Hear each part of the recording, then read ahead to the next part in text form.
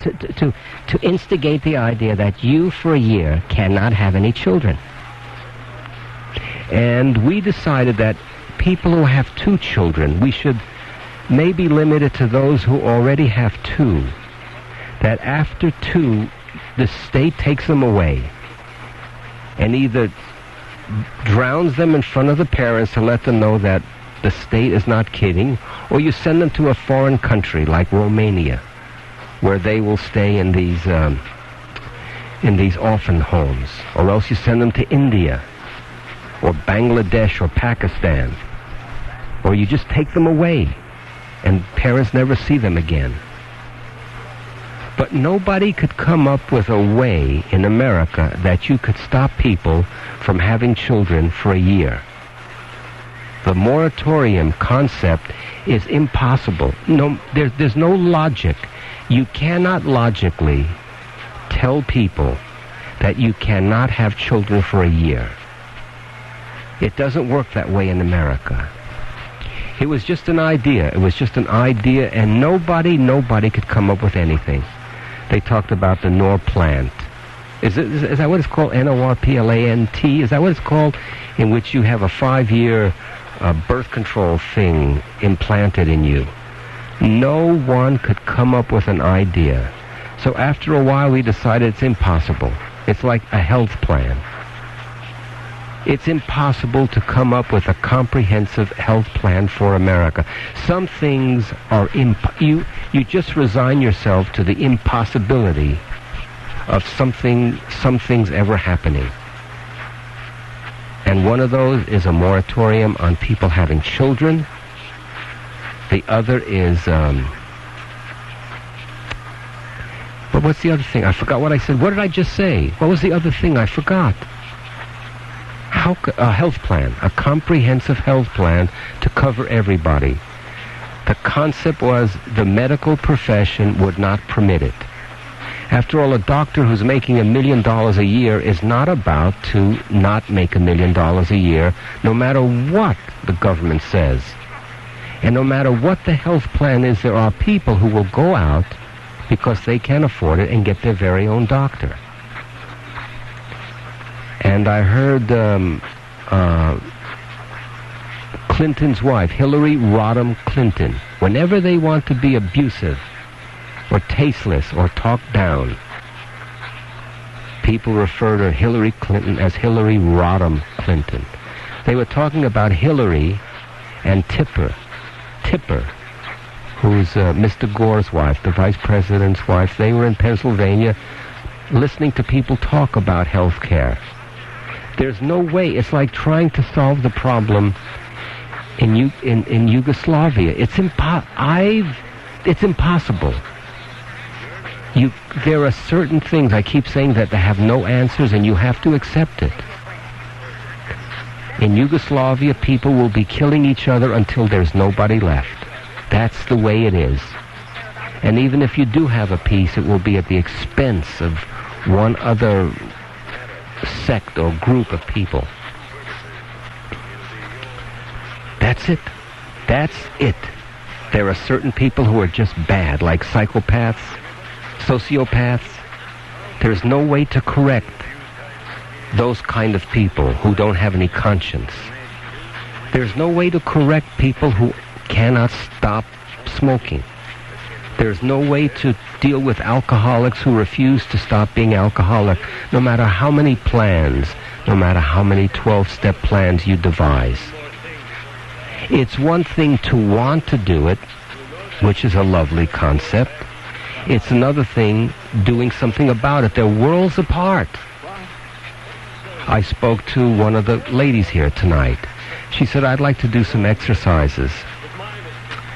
And I said, it's not urgent in your life. If you had 100 things to do, that wouldn't even be on the list of 100 things to do.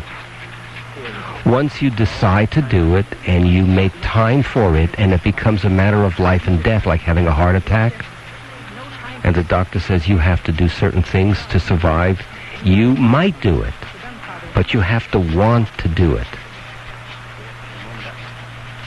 Michael, how are you? Pretty good, I guess. What are we working on today? Let's do a little association work. Okay, you're the boss. No, Mike, I'm your therapist, not your boss. Say the first thing that pops into your head. Dog. Collar. Paper. Towel. Hairdresser. Homosexual. Why do you equate hairdressers with homosexuals? Well, aren't all of them hairdressers? Am I? Oh, come on, you're not gay, are you? Would it matter if I were? You know what I mean. Could a gay person really be a therapist? Of course. 1 in 10 people are homosexual. That means your lawyer, your insurance agent, perhaps even your third-grade teacher. And maybe your wife's hairdresser. Now, let's continue. Girls' gym teacher? Dynamic. Well, it's a beginning. Today, gay men and lesbians everywhere are proud, productive members of society. Yet many could lose their jobs, apartments, even custody of their children simply because of their sexual orientation. GLAD, the Gay and Lesbian Alliance Against Defamation, is working to stop the hate and stop the hurt. For more information, call 212-966-1700.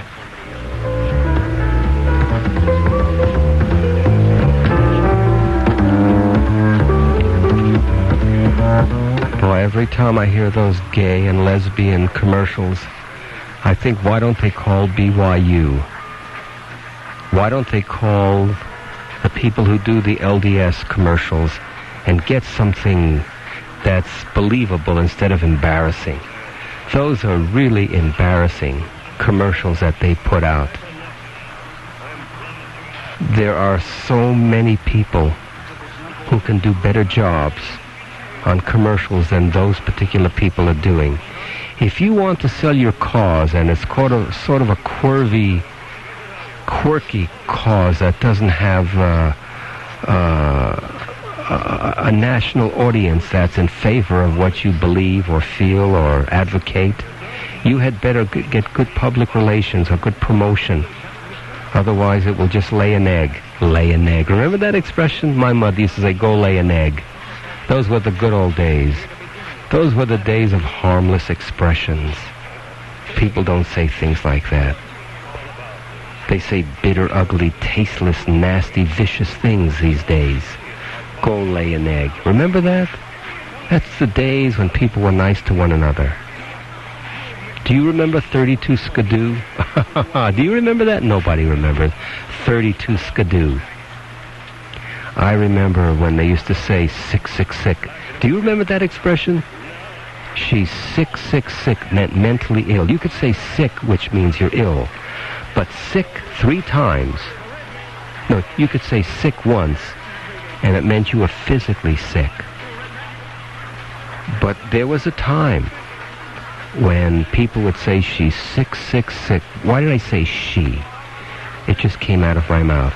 Sick, sick, sick. Remember those knock-knock jokes? There was a time that say, knock, knock, who's there?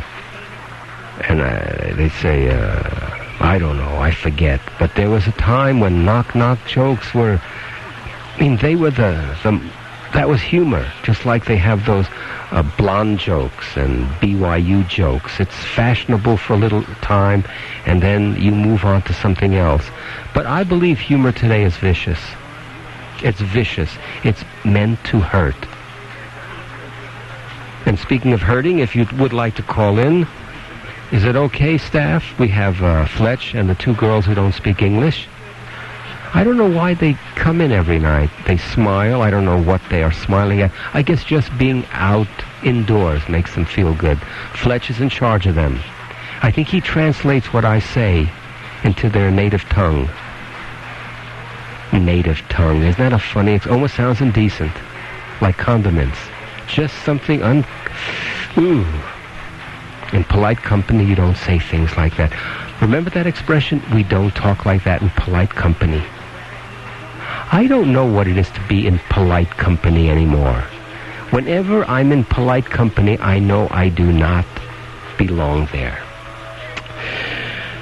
91% of Utahns, UTAHNS polled, say police are doing an adequate job. Did you listen to K-Talk today, Fletch? I do not want to repeat. Did someone talk about that today? Scotia a little bit? No, not at all. That you listen.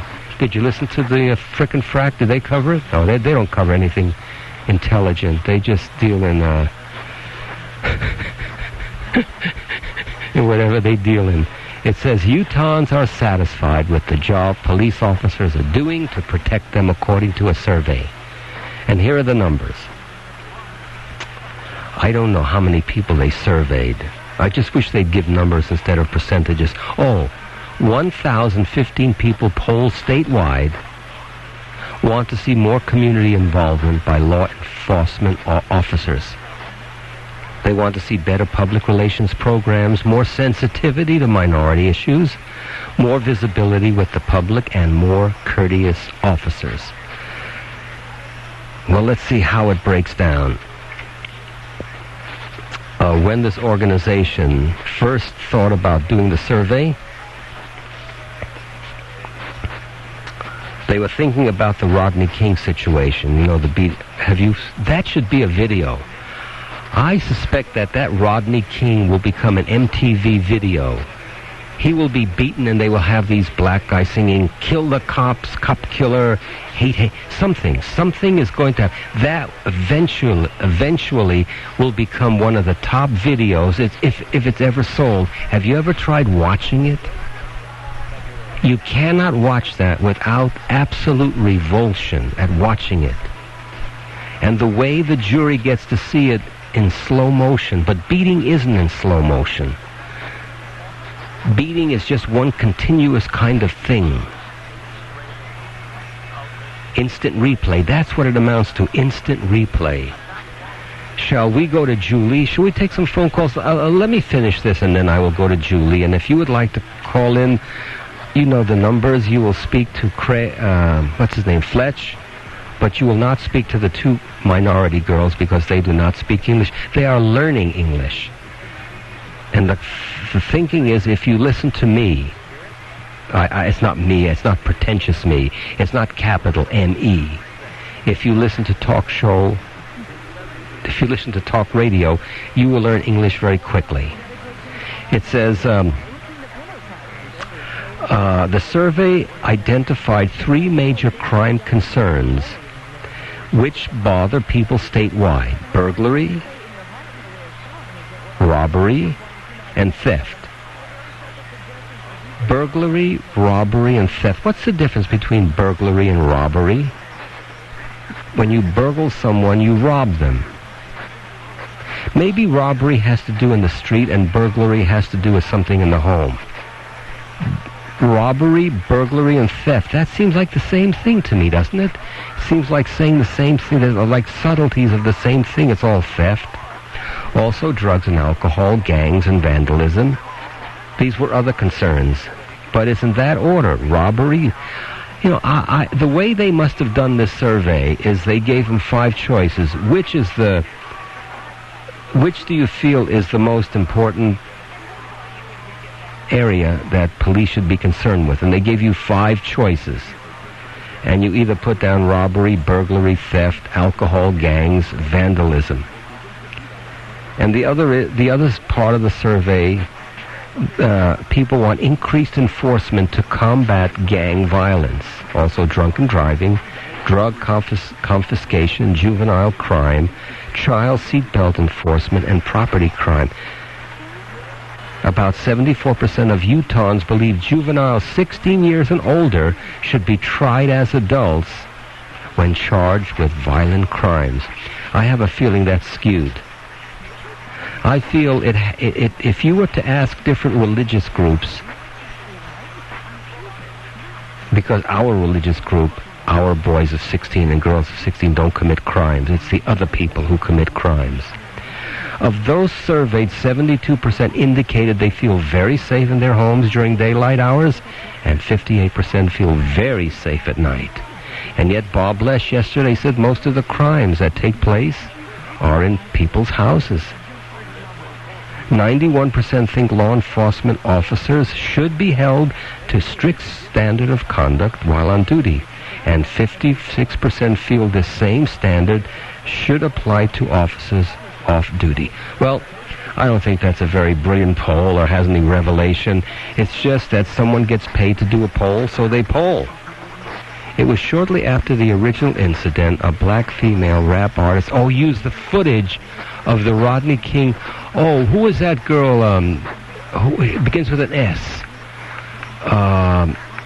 Who was the black rap artist girl who did that? Was it Sarah Shoot 'em Up? I forget. What's her name?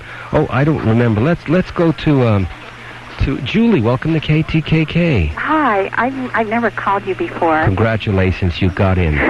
I am right now looking at about 50 clips on the Rodney King incident and needed to talk to someone about this, and here you brought the subject up, and I thought maybe you'd be the one to lay some of these ideas on. After I just watched, let's see, his name is Andy Griffith on Matlock. Yes. The whole thing was on the purpose of a jury, and it was marvelous. It showed the people going back and forth for hours until finally they realized, even though all evidence pointed that the man was guilty, that he was not. And it suddenly hit me at the end, after that trial 2 years ago, President Bush said, we might have to do away with the jury system. Did he? Yes, he did, and I can't document it. I don't have the clip in front of me, but I know that was one of his statements. Now, was this brought out on the Matlock show, or something you remembered? No, it is something I remembered, but watching the show, it just is all coming together for me. I think this whole thing down there, going back to trial, is because some forces in America want to do away with the jury system. Now, I have a clip here. It says, this is current, okay? The judge assures jurors of protection and anonymity during the trial. Only during the trial. Do you remember after the trial the first time, the names were disclosed, and those jury people had to go into hiding? Also, they were asked questions after a while. Yes, they were. And many stepped forward, and that's where we get the information that their instructions were extremely strict. And I mentioned this before in K-Talk. They were told by that judge, if the evidence is either guilty or not guilty, you have to go with innocent. I mean, they were given, I think it was like 85 strict jury instructions.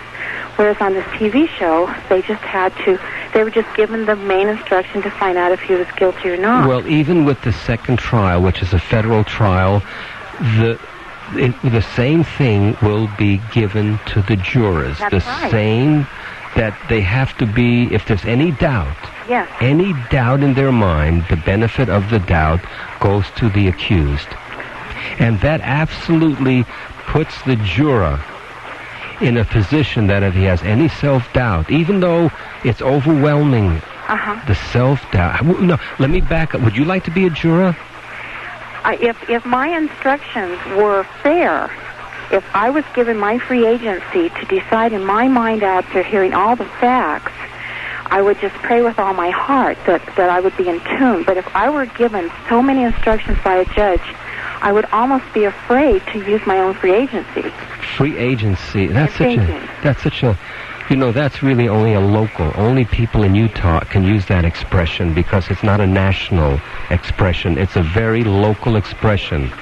Free agency, you will never hear that expression anywhere outside of Utah. Is that right? It's absolutely a Mormon expression. And it's not, I'm not putting it down. I'm just saying that that's what it is. It's a Mormon expression. And go on. Sorry. No. I understand what you're saying. I think it's very difficult if you are given certain instructions and yet you see something, but they say you can't, you have to discount what you see because this is the way we are viewing it and judging it. Yes. I have, right after it happened, a doctor drew a picture of Rodney King's skull. I'm looking at it now. It looks like a 2-year-old drew it. It wasn't an actual x-ray. It was this huge drawing. And the injuries were incredible. He was saying he sustained shattered right cheek and shattered right eye socket, fractured right sinus bones. I mean, the build-up to the injuries were way out of proportion because Rodney King was kept in jail for a day and a night. Also, you saw what you saw, but during a jury trial, there's a prosecution and defense, and after seeing it 100 times, it loses its initial impact.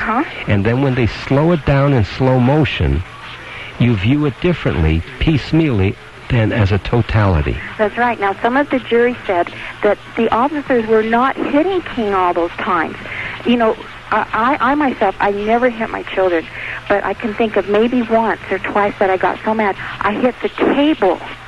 And if these officers were trying to get his attention, the jury said, when you slow that video down, they're hitting the pavement many, many times. But we're not told that.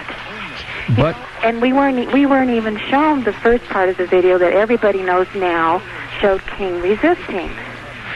One interesting thing, Malice Green, and I always bring him up, and I apologize for repeating myself. He was the one beat to death in Detroit. yes, Why hasn't the emphasis shifted from L.A. to Detroit? Because in Detroit, the jury would definitely find those officers guilty, and the jury would be given credit, right? In L.A., that jury, I just know they are going to be forced to come up with innocent again, and the violence is going to break out, and then someone is going to step forward and say, that's it. No more jury duties in the United States. oh no, have no fear. Have no fear. The jury system is in the Constitution. Trial by jury Yes. is guaranteed, and you cannot willfully or just arbitrarily discount it. It's a very difficult area, and I am glad I don't live in California. I'm glad that I will not experience the aftermath no matter what the results are. You don't feel there are forces, even in Salt Lake, that are just jumping at the chance to grab onto the violence? There are not enough of them. There are just too many of those, of us. There are too many. They're too small a group. They couldn't get too far. They're just too small a group. Yeah. And I believe groups like that in Salt Lake will think twice. See, in California, the minorities in combination outweigh the whites. So they don't have to think twice.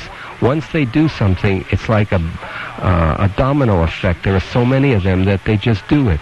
And there are not enough policemen to handle it. It's just too big a place. In Salt Lake, everything can be under control because there are just not enough people who will act like that. This is we live in a civilized society in Utah. Yes. And that's how lucky we are. And another thing, I just want to bring it out. You know, you use the word free agency. Also, you say, I looked at the picture. Yes. But that's local way of saying picture, Picture. But just that incidental. We have local ways of speaking that local people don't understand because this is the way everyone speaks. You sound like a very emotional person, Julie. Well, I am tonight because something is really happening with this Rodney King thing. And when I saw those riots on TV, I absolutely wept. Well, you wept because you're afraid. I love this country. Yeah. You may love the country, but you love your children and you love your way of life. But you know what made me cry the most was when I saw the officers in L.A. with their shields trying to defend their police station, and the angry people of all colors were throwing rocks and stones at them, and these were innocent officers. That's what made me weep the most. Well, Julie, I don't think I'd want you on a jury. Well, sir, I had to try this out on someone, and I appreciate the conversation. Oh, you're very wonderful, Julie. We will talk again. Let's go to Jerry. Jerry, welcome to KTKK. What's on your mind? Hi, I just wanted to reinforce Julie a little bit. Yeah, I think that she's right in a lot of ways. I'm an attorney. I've seen the right to jury trial abridged over the centuries. It certainly is not what it used to be. I mean, it's been greatly abridged, the right to trial by. Is it abridged, or is it the instructions that the judge gives you? Threatened always, not just they've limited it to certain causes of action. They've limited it to certain criminal investigations, and they've also limited it by instructions, like you suggest. You know, also of really the judge like reining that jury in, this is the framework that you have to decide in. This is what they were charged. Yeah. But you say you are a lawyer, therefore you have a right to pick the jury according to your experience. Well, and that's another way that it's limited greatly, because juries can be jurors that should be qualified or disqualified by attorneys, and they have a few disqualifications that they don't even have to justify. Well, what about... They just say, oh, I don't like that person, I just have a bad feeling about them, and therefore that person is off the jury. It's the same way as getting a good lawyer as opposed to what you think is a run-of-the-mill. That's the privilege you have. Money permits you privileges. Of course, Mike Tyson got screwed. Well, they're trying to get more. The access to the courts is being limited every day. Now there's a legislation being proposed in Utah that they're going to up the fees in order to pay for a new, beautiful marble floored courtroom. They're going to up the filing fees. They're going to penalize people who lose in court. Yes, to pay. Yeah, they're trying to do all these things. But I also wanted to comment on I have an idea about stopping the baby boom. All you have to do is do, what they do in China. Not only take away the tax deduction, but actually make people pay for every child that they have over two. I know I sound horrible, but instead of getting a tax deduction, have people pay the government, for all of the services that child is going to have over the years, and not allow them to emancipate the child at 16 like people want to do. Well, in China they also have block ladies who watch, women who are in charge of making sure that you're not pregnant. We could do that because this state is awfully organized. The local religion is organized. If you want to, No, there's actually people that go into the classroom that talk about environmental things, but they're warned before they go into the classroom. Now, we don't want any correlation made between any of our environmental problems and the population growth. Please, that is totally off limits, and they're told that before they're allowed to come into a Utah classroom and talk to those kids about recycling. They're not allowed to relate what we consume with how we can solve our environmental problems. And Well, you have the advantage of being an outsider. And once you are an outsider, you view things quite differently than people who are emotionally involved. But I'm not just blaming Utah. It's all over. It's not just Utah. There is a national blindfold on about this issue. There's not going to be any measures taken or even education taken until it gets to the point where it is in China, unfortunately, where there's no tree that's over 2 feet high, because there are so many people that need fuel,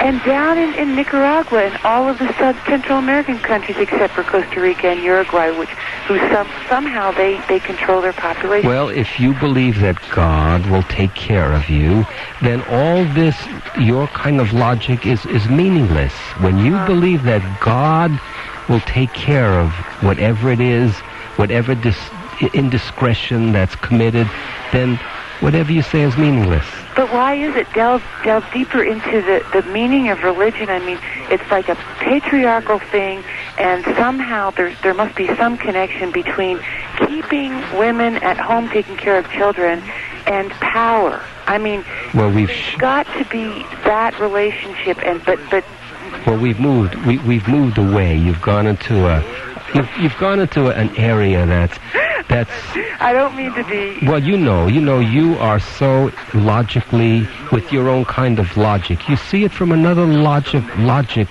standpoint. But when you are emotionally involved, and when your religion is questioned by an outsider, you become stronger in your religious beliefs. And who are you to... That's it. See, and it's just this communication gap that this total lack of one person being able to make himself understood. It's your communication gap. Once you know the truth, you won't have to be worried or bother with things like this.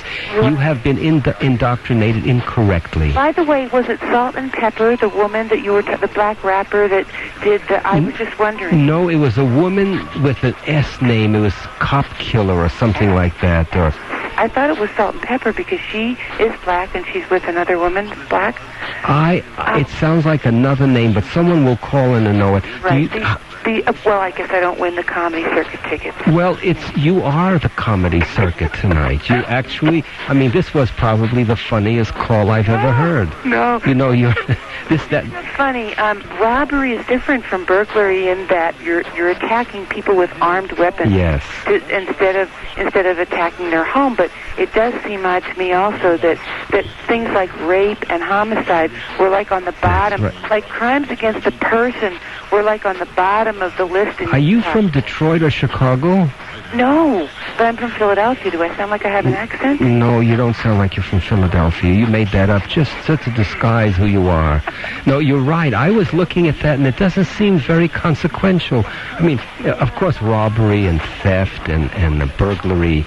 Yeah. I wanted to hear the subtle difference, and yet I think that there are more heinous things that go on in this community. Violence is the largest cause of death for women between 15 and 40 years of age in the United States. That was an amazing statistic for me. More than car accidents, more than cancer, anything like that. It's just like domestic violence is high on that.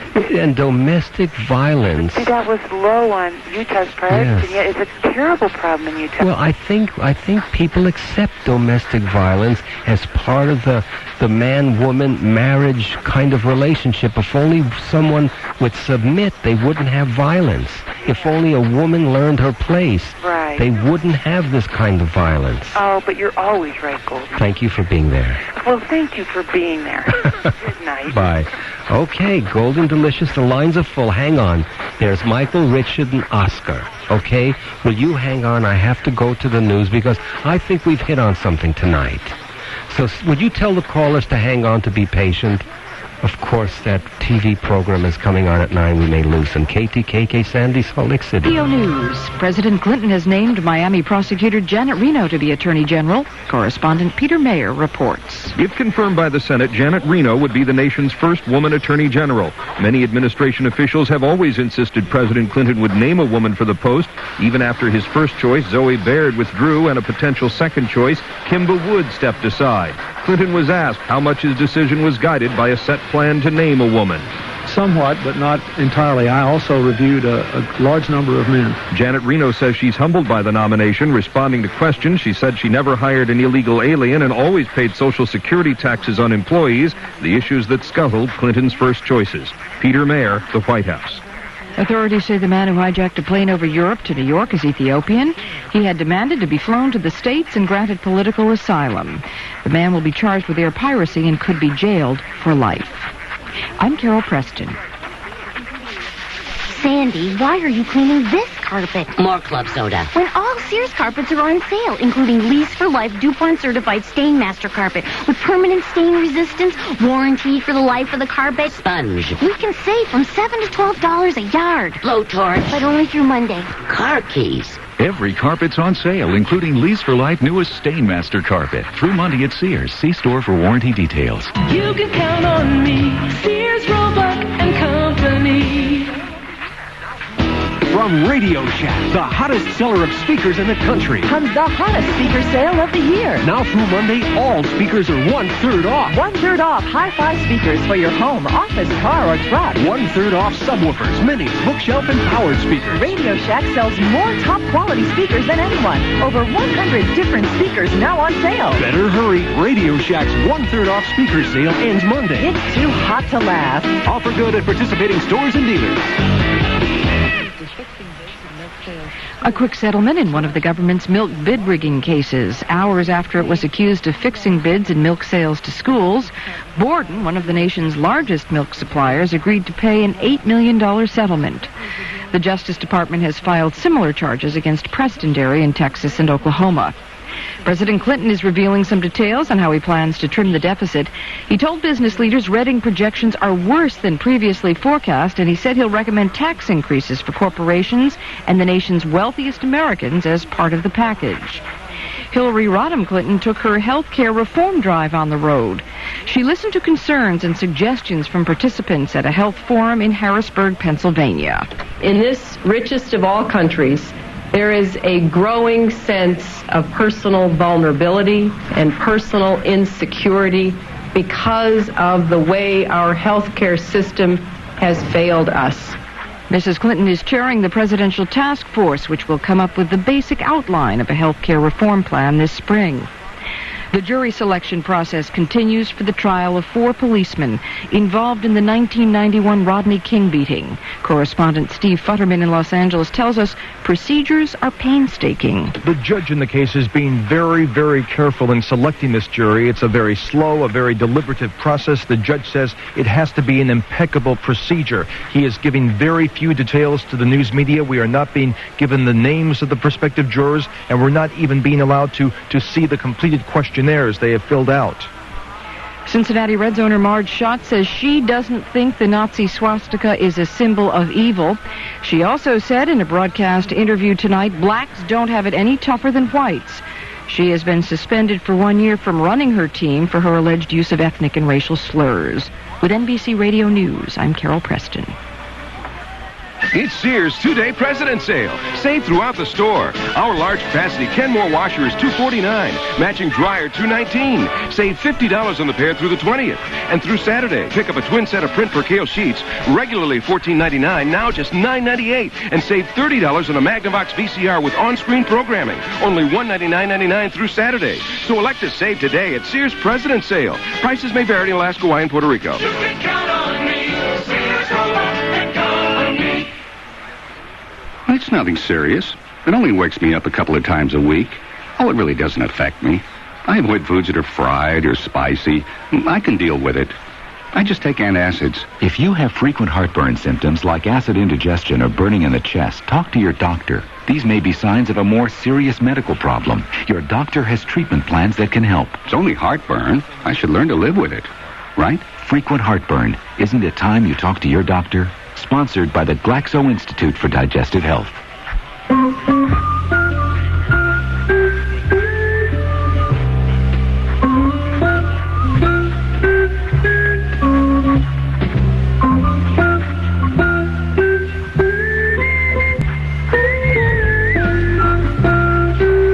Okay, Golden Delicious. I will be here until, well done. I have a good producer and his 2 non-English speaking assistants. He's translating. It's really complex. It's really difficult for you to do that. I think we have Michael on line 3, and then we just lost Richard. We just lost Oscar. But if you would like to call in, the Salt Lake County lines are free. Let's first go to Michael. Welcome to KTKK, Michael. Good evening, how are you? Yes, I'm okay. Have you been listening? A little bit. And what provokes you to call tonight? Actually, something you said about seeing the Rodney King video so many times desensitizes you. That's the theory for the jurors. If they see it enough times, they do not see it as a beating. They see it as some slow motion. I heard someone talking about it. One of the lawyers was saying that if you see it enough times, it loses what it was initially, the initial effect it had. Have you watched it a lot of times? Yeah, I think I've seen it quite a few times, and there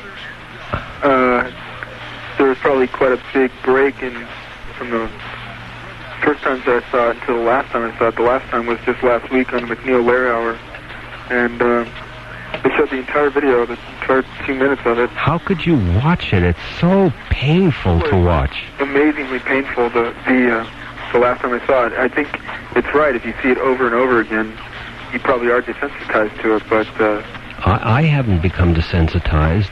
I think I probably was when I was on the news every night. But then after not seeing it for months and then seeing it one other time, it was I could not sit through it. It was really incredibly upsetting. I have the same feeling when I watch things about what's going on in Yugoslavia, the killing. I get the same feeling even after 50 years when I watch the Holocaust. I even get sick when I watch what went on in Cambodia during the Khmer Rouge, when they were running things. I guess you do become desensitized, but I hope I never become desensitized to brutality, to man's inhumanity to man. That's the power. You know, we see so many people starving in Somalia that even if it's revolting, we don't want to see it anymore. That's what it is. I don't want to see it anymore.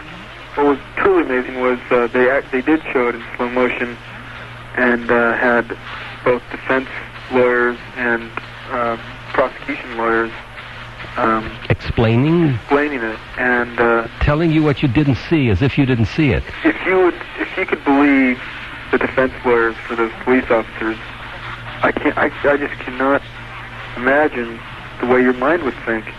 I mean, you must be just so full of fear that you think that, you know, this guy was actually making them do it. Was making them do it. I mean, the guy's rolling around in pain, and they stop it motion after motion, and they say, see, his foot is moving up. That actually, that's what you do as a lawyer. You take the vileness out of it by explaining it from another point of view. And as each lawyer explained one little frame, the prosecutorial lawyer explained it differently. It was incredible, you know. I mean, there was one point where the defense of the officers was that he was making a movement towards them. Yes. And if you watch the three slow motion frames, he was actually moving away, and the officer was moving towards him. The officer was stepping into the blow with this is when Rodney King got up, and he was moving away from Officer Powell. Well, that's what one of the lawyers say, but the other sees it differently. Michael, I do not know. I mean, I am so glad I am not a juror. I'm so glad I'm not living in Los Angeles. My producer just came back from Los Angeles, and he told me something that's absolutely frightening. So when I say goodbye to you, and thank you for calling, I am going to bring him in, because right now in Los Angeles, they are having two trials. One with the black guys who beat the guy Denny, the truck driver, remember that? Uh-huh.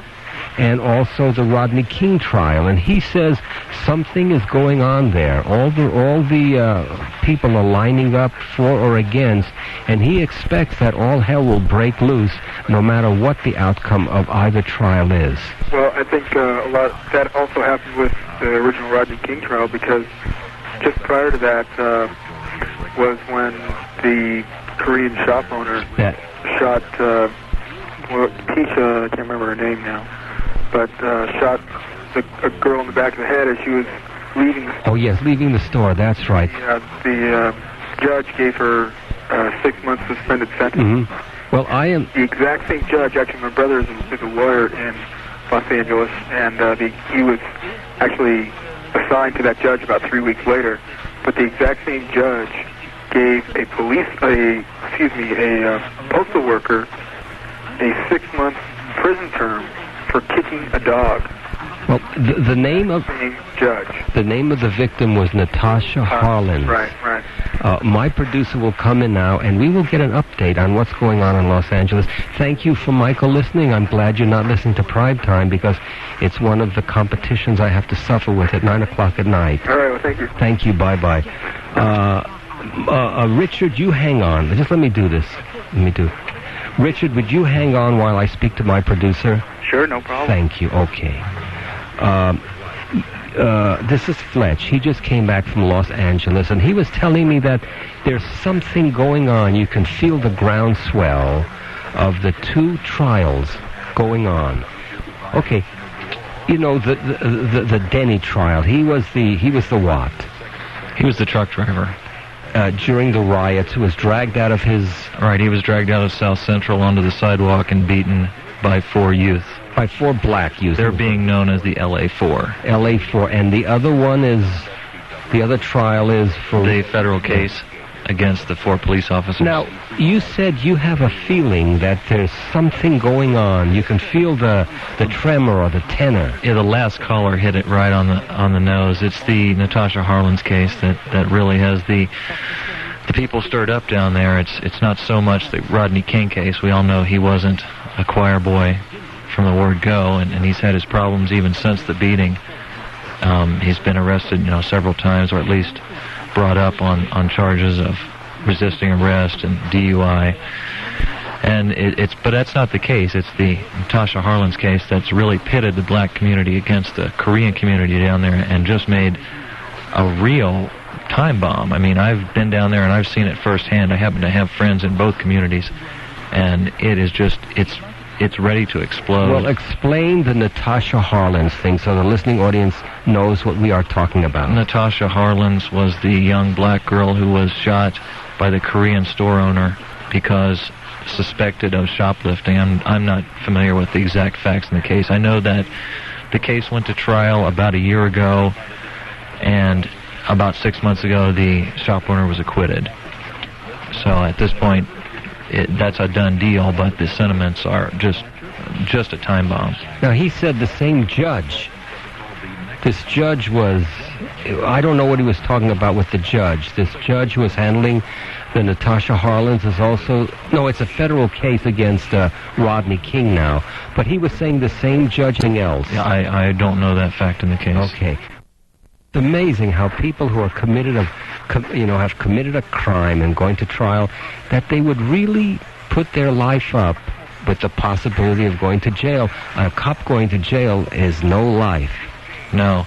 The thing that bothers me about the Rodney King thing is that it just seems to be a clear violation of the guy's constitutional rights. I mean, as far as I know, you can't be tried twice for the same crime, but yet it's taking place right here. I think it's that his civil liberties, they have different, it's different. He's accused of something different the second time, because you're right, there's not double jeopardy or double indemnity. I don't know what the expression is. I don't like it.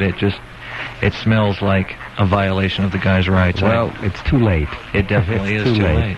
I appreciate you coming in, Fletch. It's always nice to know that a producer is a person who has a mind, but he's also a producer. We tend to think that someone who works at the other side of the glass doesn't know anything, but I assure you the difference between my producers and myself is I just happen to be on this side.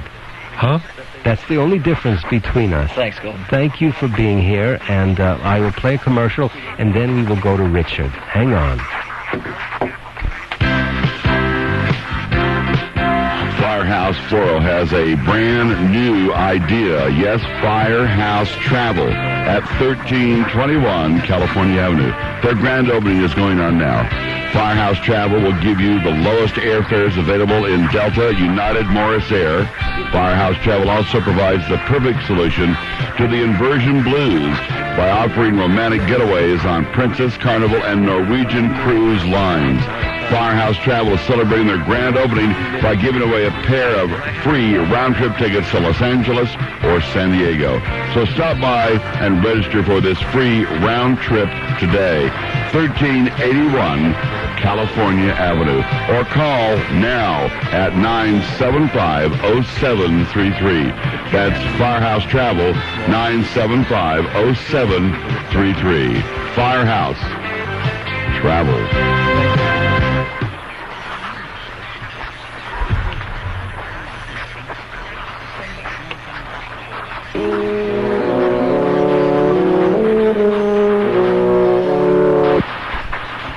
Okay, let's go to Michael. Is this Michael or Richard? This is Richard. Richard, thank you for hanging out for a little while. What's on your mind? I just wanted to answer your question to who that black woman singer was. Yes. Militant woman. Yes. As Sister Soldier. And why would I not remember that? Because there was so much talk about her. What was it called? Cop Killer? No, that was Ice-T. Ice-T. What was the one she had? Oh, she had a couple that weren't really shown too much, but it was about the apocalypse to them, which was the blacks revolted and started killing white people and white leaders. I am always very uncomfortable at watching live shows when black people put down white people, like Richard Pryor or Eddie Murphy. I'm uncomfortable at watching, and yet people laugh at it, but I'm uncomfortable when people can do that and get away with it. Yes, it's different when if it was a white guy doing it. It's personal then. But if a minority does it, well then it's just a joke. Yeah, it's okay. They can get it's acceptable. It's acceptable kind of. But it's really scary. I watched Richard Pryor do his show, was it HBO or something? Yes. And I watched the same with Eddie Murphy. Yes, I was. And I watched, said, white guys are envious of black guys because they have big this. And I thought, this is not funny. This is tasteless, and yet young people are laughing at it like it's funny. It's like the way Andrew Dice Clay. Ever hear of him? I can't watch him. Well, see, he to them they're playing a character. Okay, it's like an ignorant person. They're playing. That's what makes it funny, because it's so stupid, it's funny. Well, he always seems to sell out crowds in Salt Lake. Who's that? Andrew Dice Clay. He comes here and he's a big... Yes, I saw him on a late night talk show, and he says, a lot of people think I'm this ignorant, he is who he is on stage, and he's not. He says, I'm the guy, the husband that has to go and take out the garbage just like them. He may say that, but you cannot be vicious like that. Yeah. I mean, that's vicious. That's, I hear Don Rickles do dopey things like that, and I don't care what they say after. You cannot say things like that, even in jest. Yes. Because it's beyond jest. It's scary. It's absolutely scary. Well, that's acceptable. To some people, that's acceptable. Excuse me.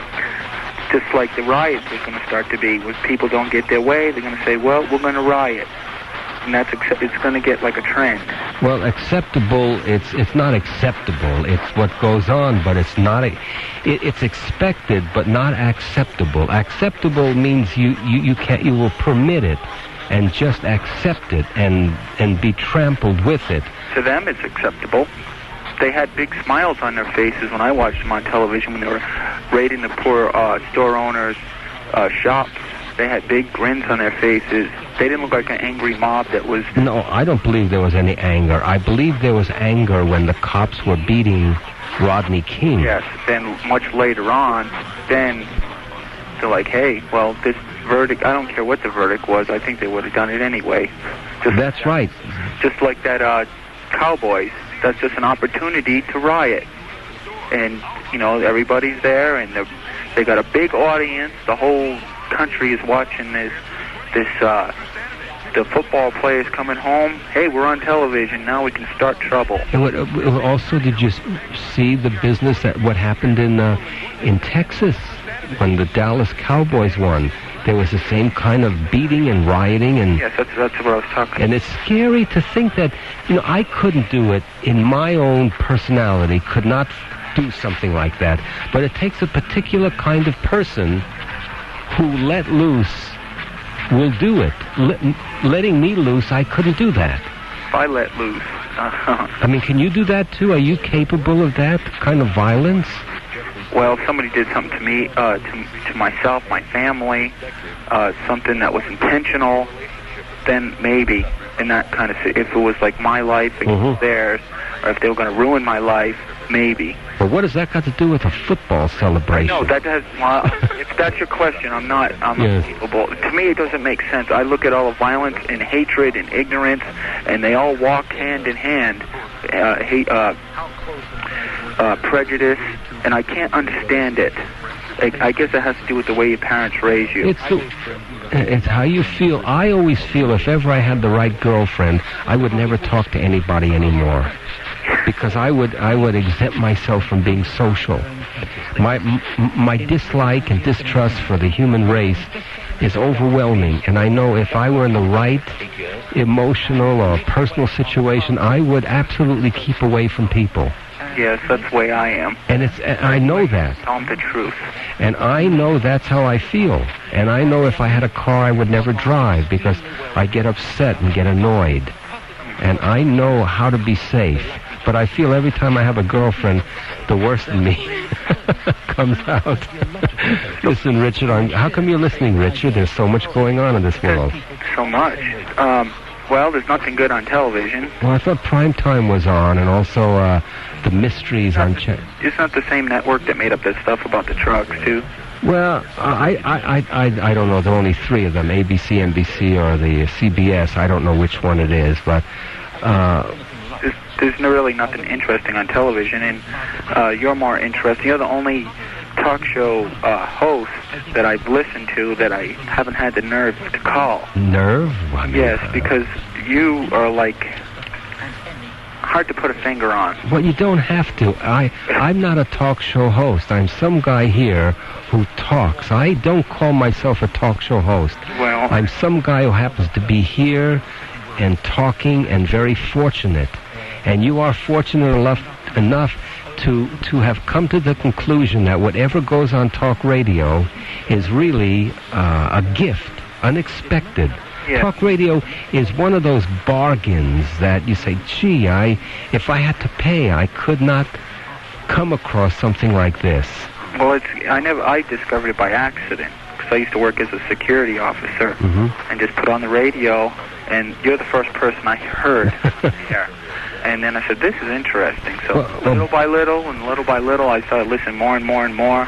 And it's like, oh, this is a pretty good idea. I should have thought of this a long time ago. Well, also, you get a chance to talk.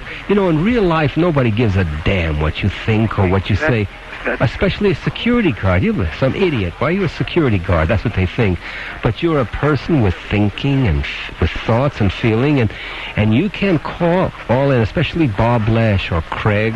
You get the privilege to speak to someone of your own age, interest. Yes, and ventilate. That's right. Ventilate frustration. Aerate, and you get to be taken seriously. In real life, nobody really cares. Yeah. But because we are paid performers, not paid very well. That before I even call, nobody cares. And you have to accept that. And if you have a girlfriend who likes you... Or a wife. And takes you seriously, you are so lucky. It doesn't necessarily mean it's a wife. There are many guys and many women who are married that they might as well be living in an empty hole because they're just married, but it has nothing to do with making your life any better. Well, that's what it should be. What should is an ideal. Yeah. It's an ideal. And when it stops being that, to me, that's when it should be over. Well, should. I don't know. Many people stay married because it's convenient or for the children or for economics. But if you are married and you have a friend there, one who takes you seriously, you are very lucky. Marriage guarantees nothing. Yeah, that's true. And even friends are hard to come by. And if you have one, consider yourself lucky, and who sticks by. That's what, you don't have the time for friends. You have to work, maybe you have a family, you have obligations. To have a friend is a luxury. See, I fool around most of the time, and I know people who have free time all day long. I cannot have a friend who works from 9 to 5. They don't exist because they're so busy working from 9 to 5 that the rest of the time they have to answer to some other system. That's what I tell my wife. I say, listen, friends are far and few in between. You don't go to work to make friends, and I don't think there's that many people. I call them acquaintances. They're acquaintances, that's it. Well, they're just somebody you are dealing with during a work arrangement. Yes. But if you have friends while you work, you can't be... I don't want to hire people who are friends with... I want work done. I don't want this to be a chummy little club. Like it is mostly in this state that I found out if you don't fit into that club, that's the only way I can put it to me. If you don't fit into the club or you don't subscribe to this club, well, you don't fit in, you're outcast and we don't need you here. Well, it happens anywhere. I don't care where you go. If you find one or two people you like, it has nothing to do with a closed society or a clubby thing. Yes. Because you could belong to the club and hate everyone in it. Yep. And it's not what you say. It's not really that way. I have a few people, and it doesn't matter what their background is. They just happen to be people that accommodate my way of thinking. Listen, Richard, I'm glad we spoke, and maybe we will speak again. It's been good. Thank you, Bob. Bye-bye. Call in. It's safe. Sometimes it doesn't add up to very much, the conversation. But you as the listener have to decide. Is it a bore? Is it a drag? Is it repetitive? Is it unpleasant? And you move on. That's your choice. I just sit here and I do what I know how to do. Or I can only do it the way I do it. And if you find it draggy, move on. You have a lot of choices. This isn't like going to church where you have to sit and sweat through it because you don't want to embarrass your wife or your children. This is strictly a voluntary experience. Are your wood windows old and in need of painting or replacement? Why not check out the Polytech Vinyl Framed Windows by Kodiak and Nordic Industries, located at 2260 South, 300 East. Polytech Vinyl Framed Windows by Kodiak have a limited lifetime warranty and is only 50% of the cost of wood windows. Polytech Vinyl Framed Windows are energy efficient with low maintenance. You never have to stain or paint again. Polytech Vinyl Framed Windows are structurally stable. There's no rotting, swelling, or warping. Nordic Industries, the distributor of Kodiak windows, is a local manufacturer, hiring Utah people and keeping the profits here. When you purchase Polytech Vinyl Framed Windows, you buy direct from the manufacturer, thus cutting out the middleman and saving yourself a bundle. If you're building a new house or business or looking at replacing those old windows, give Nordic Industries a call for a free estimate on your custom-made vinyl window or sliding glass doors. Call Nordic Industries at 484-7151. That's 484-7151.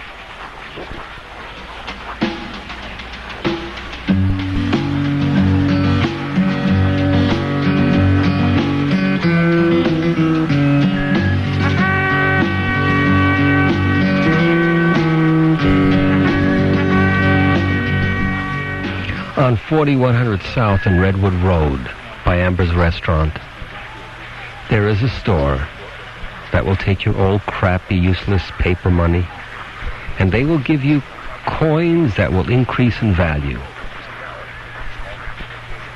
during your lifetime or during the lifetime of the person you give the coins to if you want to buy them as gifts. They have foreign coins, they have proof sets and in gold and silver from countries like Panama, England, Bahamas, Canada, Israel, the Virgin Islands, the Cayman Islands. They also have paper money from these countries in case you'd like to collect paper money. They have proof sets and mint sets for Mexico, the Bank of the Philippines, New Zealand, West Germany. They have $5 gold pieces. They have something for everyone who is interested in collecting coins. Lyle and Juanita Castle, 40 years of experience.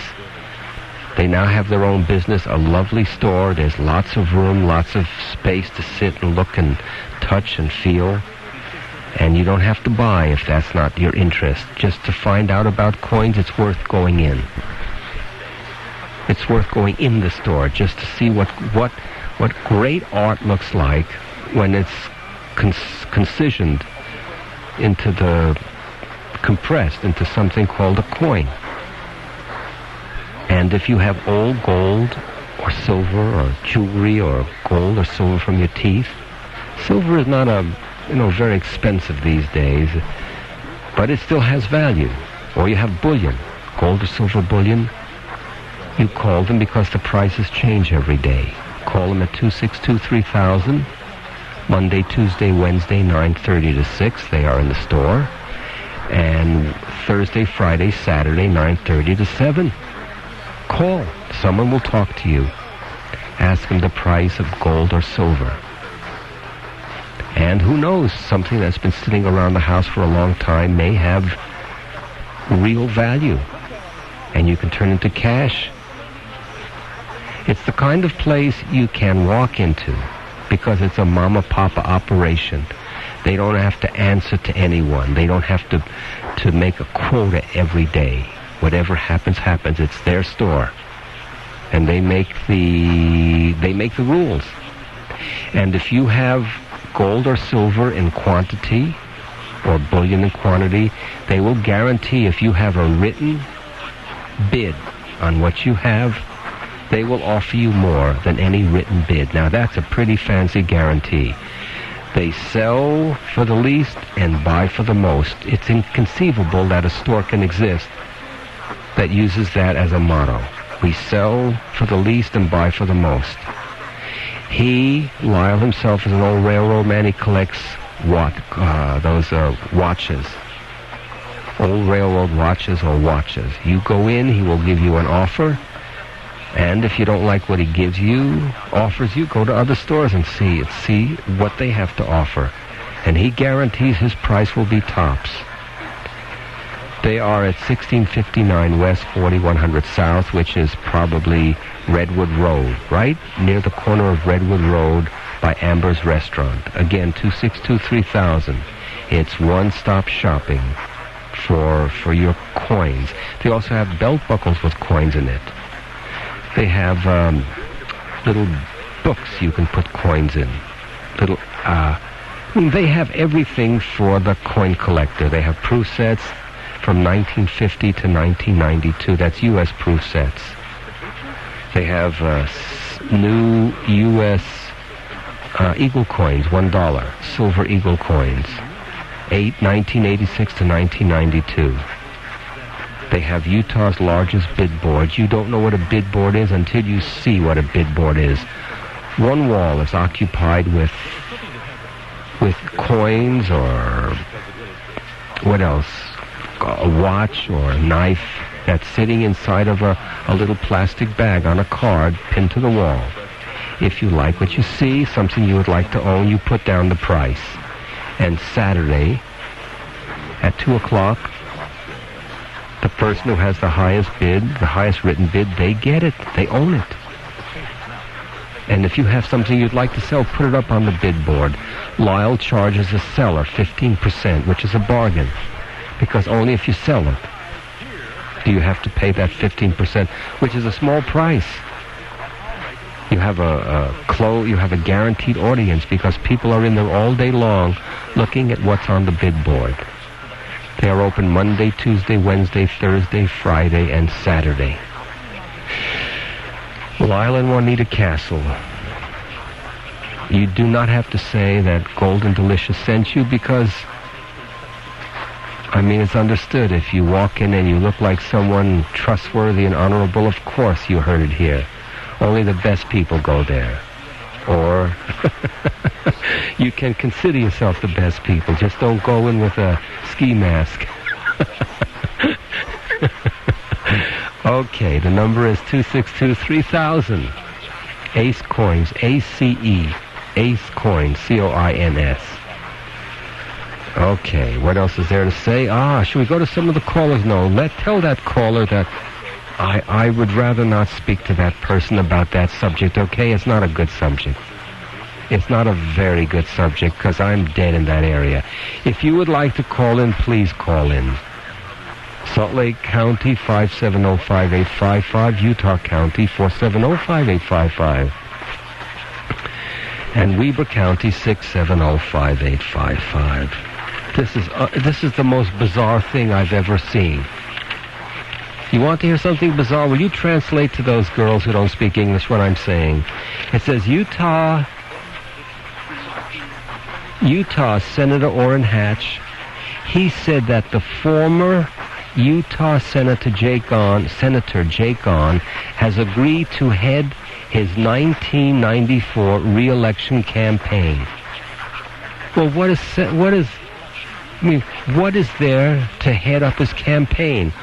All Jake Garn has to do is find out what office you go to put his name down, and that's all he has to do. No one is going to run against him. He has $1 million war chest. He doesn't even have to do any, put up any signs. I'd like to get the money to be Orrin Hatch's re-election campaign manager. You just take a cab to the office, say Senator Hatch wants to run for office, and that's the end. You've done your job. You can go away for the rest of your life. You know Senator Hatch is going to win. It doesn't matter who runs against him. He's one of God's chosen senators, and he is there for life. For the life of the state of Utah. It also says, Jake and I are like brothers. That's what Senator Orrin Hatch says. Jake and I are like brothers. Garn did not seek re-election last November, and he was replaced by Republican Bob Bennett. I just wonder what the qualifications you need to be Senator Hatch's re-election campaign manager. Okay, let us go to the phone. We will go to Fred first. Fred, welcome to KTKK. What's on your mind? Oh, I thought you had a question about how to reduce the population of childbirth. Yes. How would you go about keeping the population? Say, like 1 year, no one can have a baby. How would you do it if you were in charge of this? You were in charge of that particular responsibility. Well, you know, every day on the newspaper they have the red burn or green burn or yellow burn. Yes. What I would do is probably put like a picture of my ex-wife on there. You're awful. I'd like to comment on that, and I'll hang up, okay? Well, you better be. She may be listening. Good. I mean, this is the only way you can get at her. All right, be good. Good night. Okay, let me ask you a question. You know, you got married because you liked someone, and you whatever it is. Mm-hmm. Now, it's so amazing that the intensity of dislike is equal to the intensity of liking someone. Why is it that the hatred is as great as the love was that brought you two together? I mean, were you amazed at what became of your wife? Did you marry the person you thought you were marrying? Or maybe it was you. Maybe you faltered. Maybe you were the bad guy. Oh, yeah, I think maybe I was. And I agree, but people do change. How old were you when you got married? About 19. Well, that's pretty young. And your wife was how old? 19. And at how long? I mean, what amazed you or surprised you when you got married? What happened? What was the rude awakening? The hangover was the worst. Are you bitter because of this? The hangover was terrible. But it lasted about 3 days. Now, are you bitter? Are you resentful? Do you like girls? Do you have girlfriends? Yeah, I like girls and everything, but you know, once I woke up and I could actually see, it was pretty bad. Like I said, the hangover lasted 3 days, the marriage lasted 4. Still there? Yeah, I'm listening. Oh, okay. Yeah, I'm listening. I'm attentive. I'd say you're attentive. I'm interested in this because I have more questions, very interesting questions to ask you. Okay. Now, you were married for how long? 4 days. 4 days? 4 days. How long did you know her before you got married? 3 hours. Was it love at first sight or love at, I mean, how do you account for, where did you get married? In Vegas, or did you say? No, it's a little town kind of by Reno. It wasn't right in the time, you know. And then how did you get it annulled, or you just left? I was on a trip to Jersey, you know. I was hitchhiking and got picked up by her, and we fell in love, got married. That was, you know, pretty much a good 4 days of the trip. Boy, 4 days. Yeah, 4 days. And I wonder how many... Actually, we broke down in Chicago, and that's where we got in a fight and decided, now marriage ain't for us, you know. What kind of fight? Did you beat each other up? Oh, no. She was trying to turn the lug nut the wrong way to get that flat. Oh, that's... We broke down, and I thought, any woman that can't change a spare tire, you know, I'm going to jump on the next bus. And look for a woman, and I think I think change the tire, you know. I think that's how you judge a potential wife. If she can change her car. Well, she had a car. She picked you up. She had a lot to offer. All you had was a thumb. I married her. What can I say? Was this her first marriage? Yeah, it was her first marriage. And your first one? Yeah, it was my first. And how long has it been that you've been separated? About 12 years. 12 years. And was there any chance during these 12 years that you even entertained the idea of getting married? No, I haven't hitchhiked since.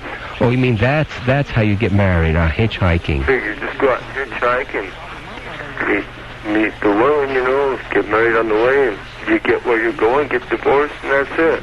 Well, that's probably the greatest story I've ever heard, Fred. That may go down in the annals as in the Guinness Book of Records as probably the reason. I don't know if it's the shortest marriage. You know, I heard about marriages where the groom choked or something, you know, which wouldn't be so bad. It could be worse.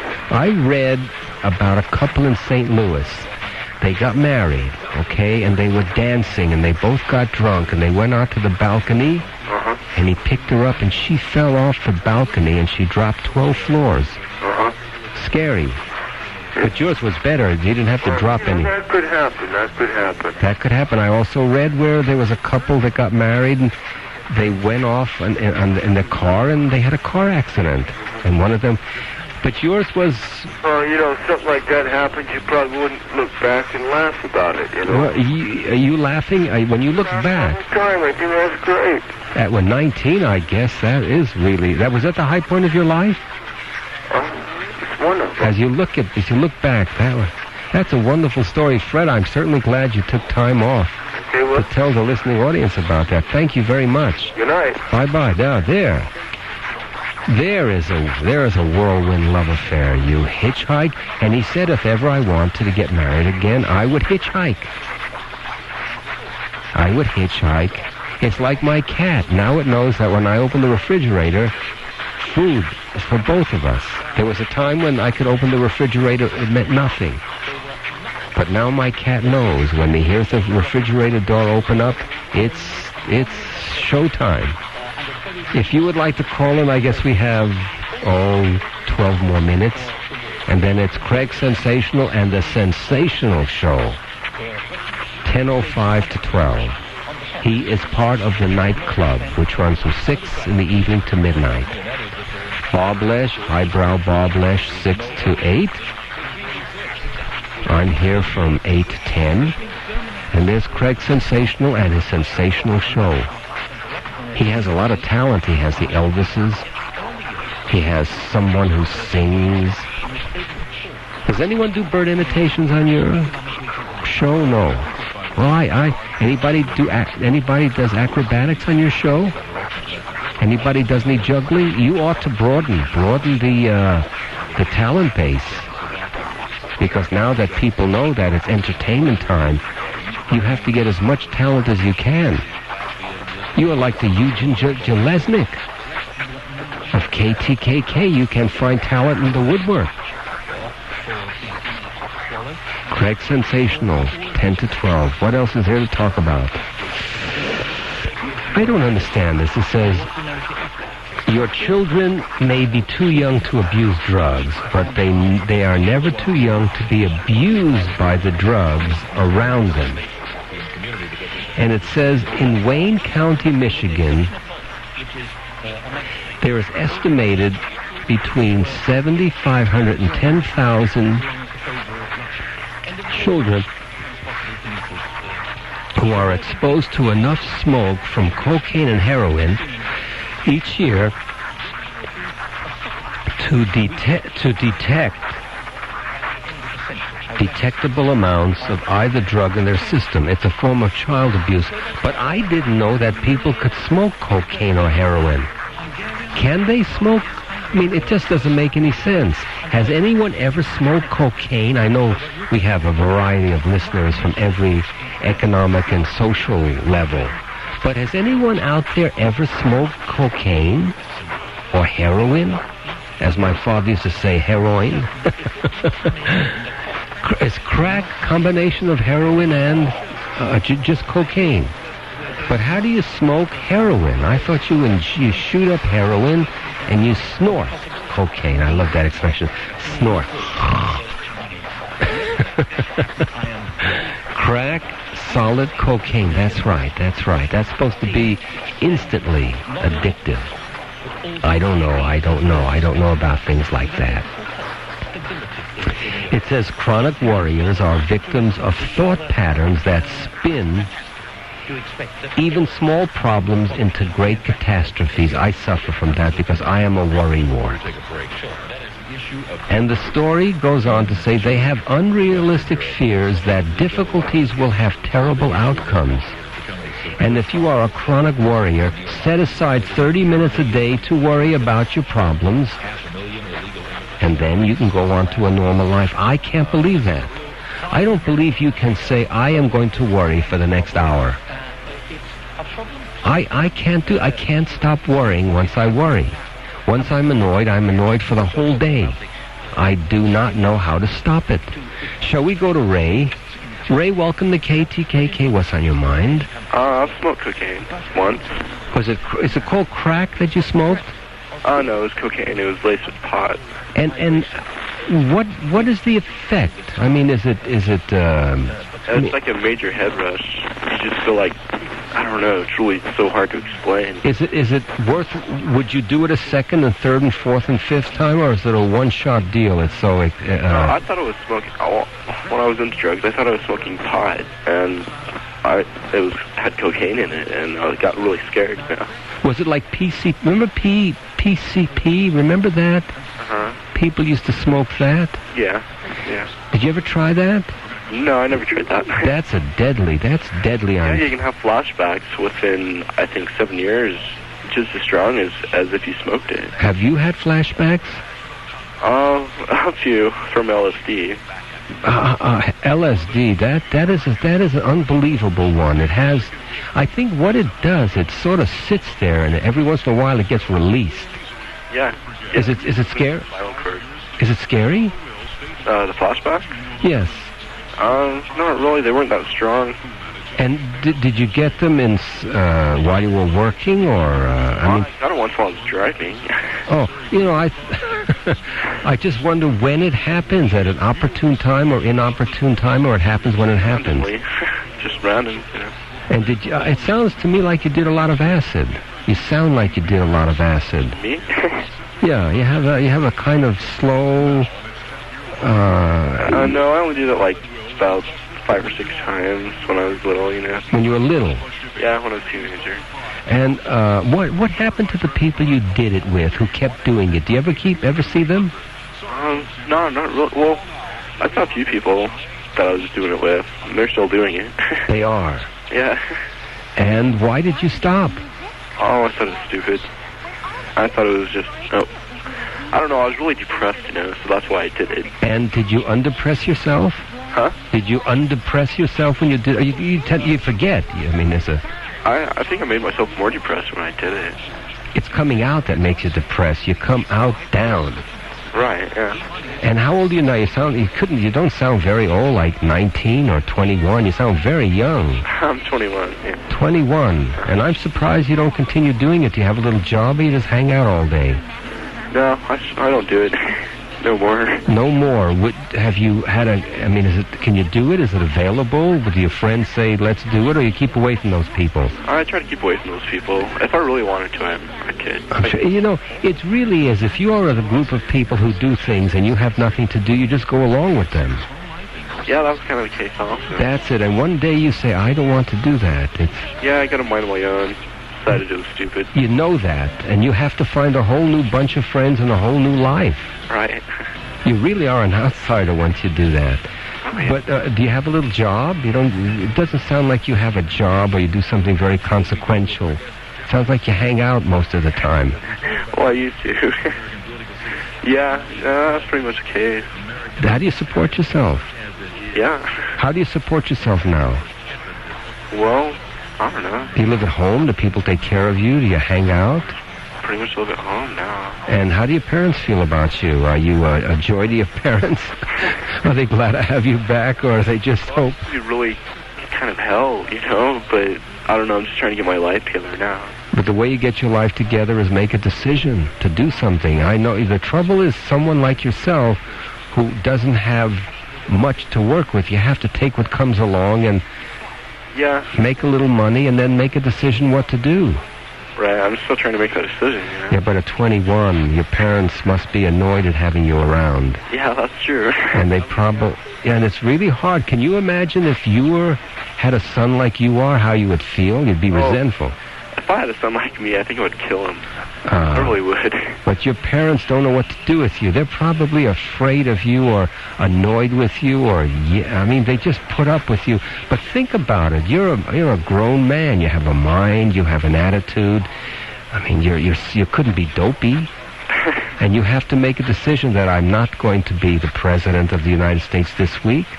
And no one is going to hire me to run a company. So you take what comes along. It's very hard, but you have to... I'm sure you dress lousy.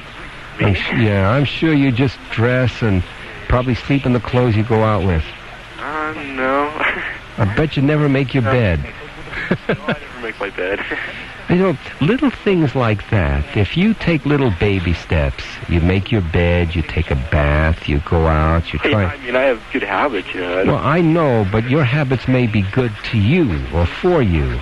But, I mean, I think a job like yourself, if you can get to work in some private club where they want someone to assist someone cooking, you need a job where you're left alone. You're probably not very good with people, and you don't work well with people because you're really not very responsible. So you have to get any kind of job just to start.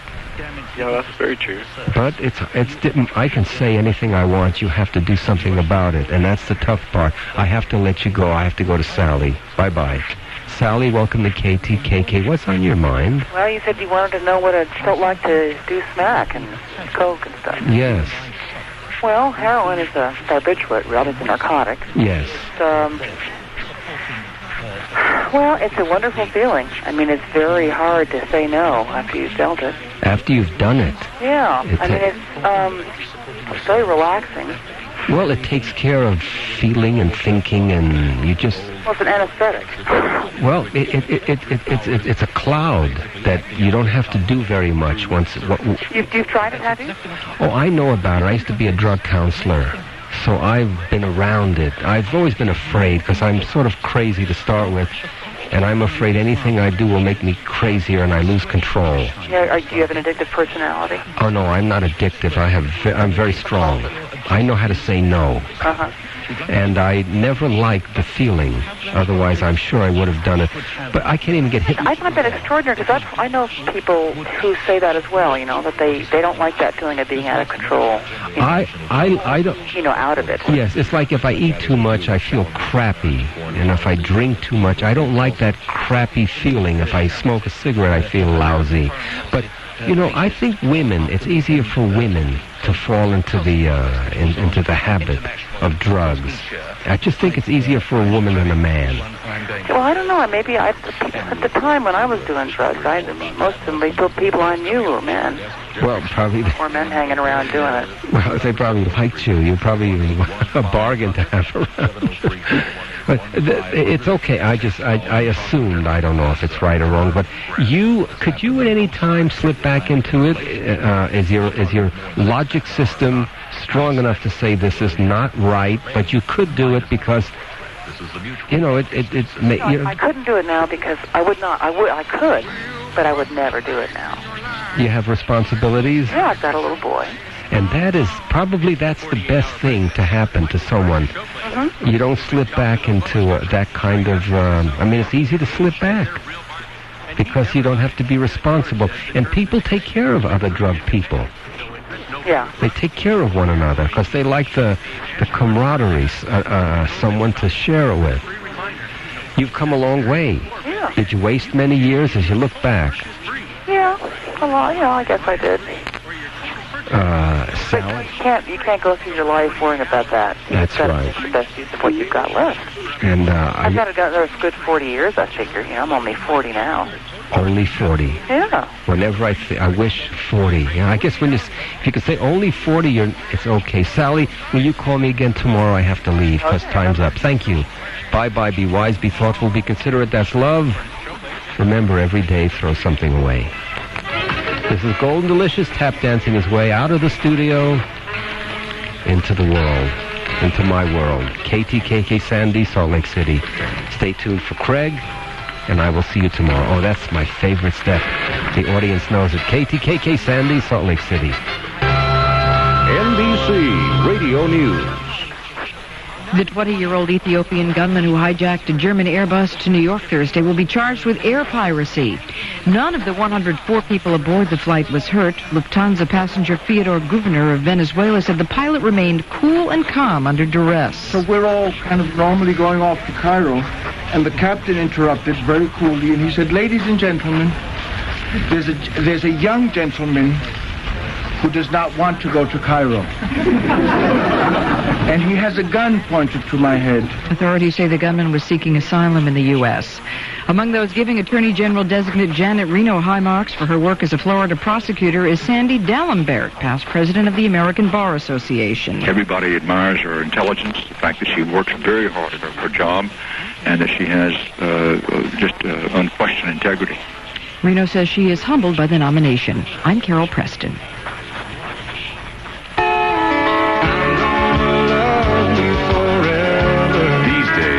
Are planning long-term relationships with our cars. That's why millions are driving with Slick 50 engine formula. Slick 50 is guaranteed to help protect against wear in engines just like yours, especially at startup when engine wear is at its worst. Treat your engine with Slick 50 so your long-term relationship can last even longer. Forever and ever, amen.